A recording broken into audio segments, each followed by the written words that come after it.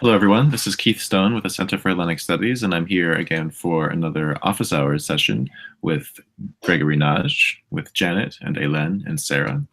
And we're talking about hour one. And Greg, you posed this question to our participants. In the story of Hēraklēs, as retold by Agamemnon, it seems as if life is unfair to this hero. And certainly the goddess Hera was unfair to him. But this unfairness makes him a hero. Why? We have a number of, the whole thread is interesting. Yes, yes. I should defer to you three who are more involved in the discussion forums than I am, at least. Is there anything you would like to pick out first for our discussion to respond to? Yeah. Oh, Elen, you're muted. Yes. Yeah, there is a question about Hera and her wish of having Hēraklēs as her son. Yes. So it's a little bit strange that she wants him as her son. Yes. And then she puts him through so many hardships. So yes. But without the hardships, of course, then there is no nothing to sing about. And if there's nothing to sing about, there's no kleos, which is the kind of glory you get from song. So glory comes at a price, and the price is suffering.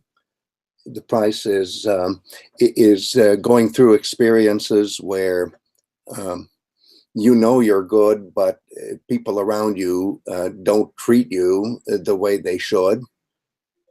And here's a character who should be the most important person in the whole world in his time, but he is socially inferior. He's born inferior to somebody who is, socially superior to him, but who is certainly inferior as a human. So that's the dilemma, and this is how we start our reading together. And isn't it wonderful that we'll still be worried about fair or unfair when we get to tragedy, and even when we get to Plato? For me, this unfairness leads to the central, I would say, feature of heroes is that they suffer and die. Without the unfairness, you wouldn't have an ordeal that the hero goes through. And we haven't, I guess, introduced the concept of ordeal yet quite. But we have antagonism, I guess, divine antagonism. That's one of the three characteristics of a hero that, Greg, you put into hour one. Yes, I did.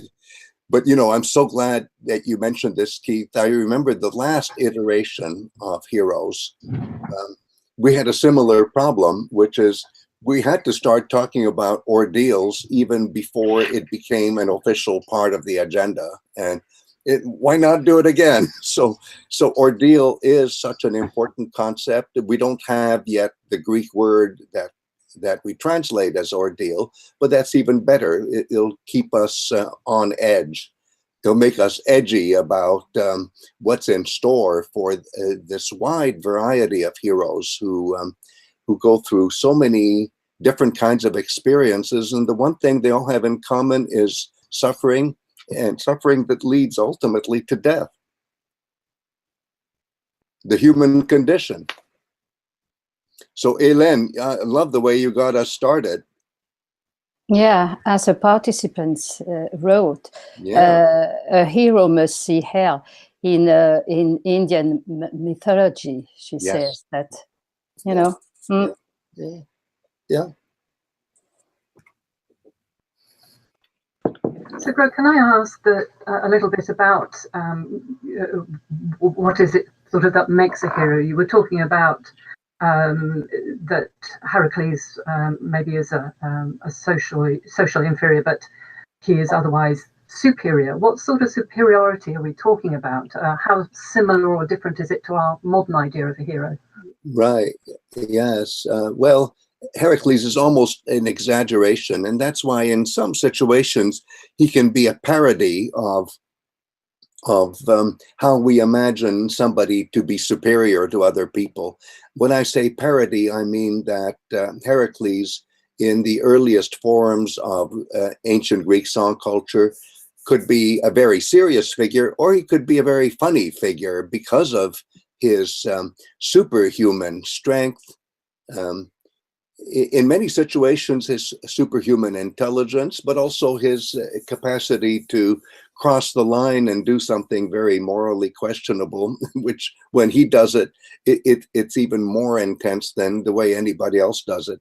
So we could say that he's a very interesting model for Achilles, but Achilles is, how shall I say it, more refined. His superhuman qualities aren't as exaggerated as they are sometimes for Hēraklēs. Can I give just one example of a comic way of thinking of Hēraklēs as superhuman? If you're going to be as strong as you are when you're Hēraklēs, then you're going to need to eat a lot of protein. and in the case of Hēraklēs, there's one myth where he has not one, but 3 rows of teeth for chewing meat. That's pretty good. 3 rows of teeth, sort of one behind the other and behind the other. Oh, you look that up. Where does one find that? Well, and Barrow fan? I'm just going to Google it so I remember. I would guess that Diodorus Siculus would not have it. I would imagine that we have it via reportage from satyr drama. I would think it's something like that, but this is hardly canonical. It's not what you would read in Greek literature 101. This kind of anecdote. That's why I'm sorry I can't even remember where. I'll track it down. I'll get back to you all. But believe me, participants out there, it exists, and a lot of stories like that exist. On continuation of his strength, one of the participants said Hēraklēs, he sees Hēraklēs as a villain. He had so much power and he did not use his power other than neutralize his doings. Yes. Well, you know, the trouble with the word villain is it works very well for us in 21st century English. And villain would be the opposite of hero, the way we use hero. But the trouble is the way we use hero is not the Greek way. For us, a hero has to be 100% good, 100% admirable. And therefore the villain would be the opposite, where something is not admirable and certainly not good morally or otherwise. And that's really our problem. I would say that using terms like villain would be reading into the text, much as I totally sympathize with the participant who makes the argument. This is our normal reaction from the point of view of our use of the language and how we use the word hero. If we say, "Oh, you're my hero," that means I admire you 100%. This is not the way it is with the ancient Greek hero. There are things that ancient Greek heroes do that are very questionable. If you want to give it a percentage point, may I be fanciful and say 5%, 10% of what heroes do is highly questionable. So you could say, well, everything heroes do is larger than life, larger than our ordinary life. But I can tell you, participants out there, that the term villain, it just almost encourages us to read into the ancient Greek hero something that's too black and white. People like Oedipus are heroes. Yeah, there are all sorts of people. Not somebody to imitate. Whose life story has climaxes that are horrifying, not just not admirable, they're horrifying.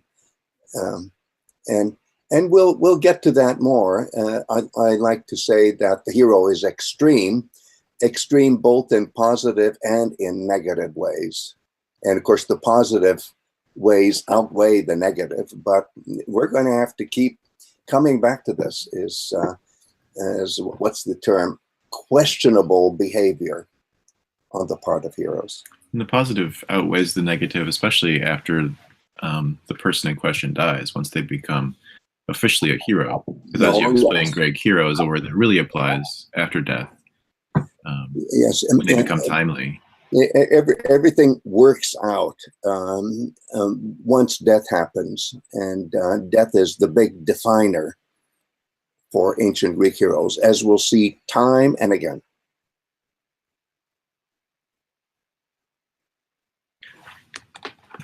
Well, anything else? That would be great for our first installment of Office Hours. So whether or not we do. But. Actually, I have a very small comment or question here. It's clear reading some of the posts here that some of the participants are already quite familiar with the ancient Greek classics, and presumably the original audience would have been. But I remember when I was doing version 1, I thought, well, I don't know very much, and some of the other people do, and I was a bit hesitant about posting. So what would your message be to maybe participants who are feeling that way?